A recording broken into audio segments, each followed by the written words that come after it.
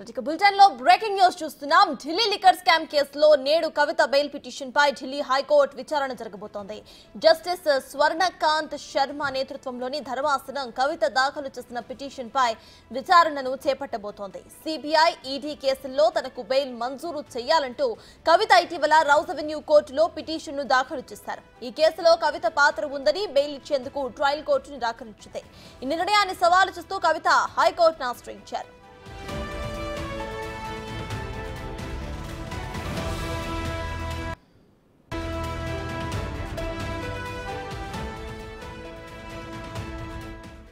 Delhi liquor scam కేసులో నేడు కవిత bail petition పై Delhi high court విచారణ జరగబోతోంది. అయితే జస్టిస్ స్వర్ణకాంత్ శర్మ నేతృత్వంలోని ధర్మాసనం కవిత దాఖలు చేసిన పిటిషన్ పై విచారణ చేపట్టబోతోంది. సిబిఐ, ఈడీ కేసుల్లో తనకు బెయిల్ మంజూరు చేయాలంటూ కవిత ఇటీవల రౌస్ అవెన్యూ కోర్టులో పిటిషన్ ను వేశారు. ఈ కేసులో కవిత పాత్ర ఉందని బెయిల్ ఇచ్చేందుకు ట్రయల్ కోర్టు నిరాకరించింది. ఈ నిర్ణయాన్ని సవాలు చేస్తూ కవిత హైకోర్టును ఆశ్రయించారు.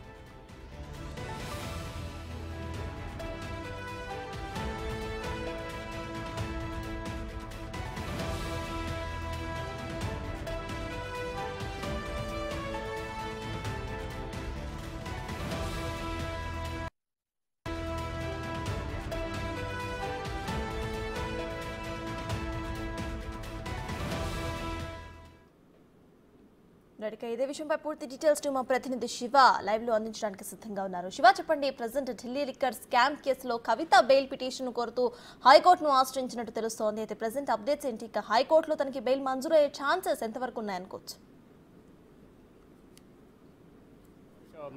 ఢిల్లీ లిక్కర్ పాలసీ కేసులో ఈడీ మనీ లాండరింగ్ అని సిబిఐ కేసులో అరెస్ట్ అయ్యి ప్రస్తుతం తిహార్ జైల్లో జ్యుడిషియల్ కస్టడీలో ఉన్నారు కవిత. అయితే కవిత సిబిఐ, ఈడీ కేసులో బెయిల్ పిటిషన్ దాఖలు చేశారు. ఈ రోజు ఢిల్లీ హైకోర్టులో బెయిల్ పిటిషన్పై విచారణ జరగనుంది. జస్టిస్ స్వర్ణకాంత్ శర్మ బెంచ్ ఈరోజు కవిత దాఖలు చేసిన బెయిల్ పిటిషన్లపై విచారణ జరపబోతున్నారు. ఇది మధ్యాహ్నం విచారణ జరిగే అవకాశం ఉంది. కవిత దాఖలు చేసిన బెయిల్ పిటిషన్లపై గతంలో మే 6వ తేదీన ట్రయల్ కోర్టు అంటే రౌస్ అవెన్యూ ప్రత్యేక కోర్టు న్యాయమూర్తి కావేరి బవేజా కవిత దాఖలు చేసిన బెయిల్ పిటిషన్లను ఇటు సిబిఐ, ఈడీ కేసుల్లో తనకు బెయిల్ మంజూరు చేయాలంటూ బెయిల్ పిటిషన్ దాఖలు చేసిన నేపథ్యంలో ఆ బెయిల్ పిటిషన్ను తిరస్కరించారు. కవితకు బెయిల్ మంజూరు చేయడం ద్వారా సాక్ష్యాలను తారుమారు చేసే అవకాశం ఉంది కాబట్టి కవితకు బెయిల్ మంజూరు చేయొద్దంటూ ఇటు ఈడీ, సిబిఐ తరపున న్యాయవాదులు వాదనలు వినిపించిన నేపథ్యంలో వారితో ఏకీభవించిన న్యాయమూర్తి కావేరి బవేజా కవిత దాఖలు చేసిన బెయిల్ పిటిషన్లను తిరస్కరించారు.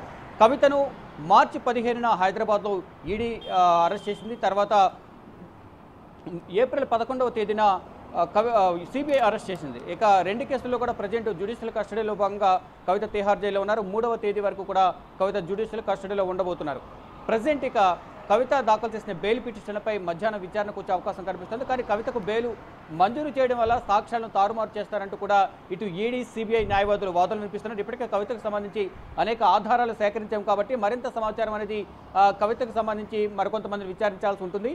ఒకవేళ ఈ సందర్భంలో కవితకు బెయిల్ మంజూరు చేస్తే సాక్ష్యాలను ప్రభావితం చేస్తారు కాబట్టి అంటే సమాజంలో కవిత పలుకుబడి ఉన్న వ్యక్తి, అంటే మాజీ ఎంపీగా ఉన్నారు, ప్రజెంట్ ఎమ్మెల్సీగా ఉన్నారు కాబట్టి కవితకు బెయిల్ మంజూరు చేయొద్దు. సమాజంలో పలుకుబడి ఉంది కాబట్టి ఆవిడకి మొత్తం ఢిల్లీ లిక్కర్ స్కామ్లో సౌత్ గ్రూప్లో కవితని కీలకంగా వ్యవహరించారు. లిక్కర్ జోన్లు కేటాయింపుకు సంబంధించి కానీ 100 కోట్ల ముడుపులకు సంబంధించి సౌత్ గ్రూప్ నుంచి నార్త్ గ్రూప్కు అరవింద్ కేజ్రీవాల్కు 100 కోట్ల రూపాయలు చేరవేయడంలో కూడా కవిత కీలకంగా వ్యవహరించారు కాబట్టి కవితనే సౌత్ గ్రూప్లో కింగ్ పిన్గా ఉన్నారు. ఈ నేపథ్యంలోనే కవితకు బెయిల్ మంజూరు చేయొద్దంటూ కూడా ఇటు ఈడీ, సిబిఐ తరపు న్యాయవాదులు అయితే వాదనలు వినిపిస్తున్నారు. ఈ నేపథ్యంలోనే ఈరోజు అంటే గతంలో ఏప్రిల్ 8వ తేదీన మధ్యంతర బెయిల్ పిటిషన్ దాఖలు చేసిన నేపథ్యంలో ఏప్రిల్ 8వ తేదీన కూడా మధ్యంతర బెయిల్ను కావేరి బవేజా తిరస్కరించారు. తర్వాత రెగ్యులర్ బెయిల్పై 16వ తేదీన వాదనలు జరగాల్సి ఉండగా దాన్ని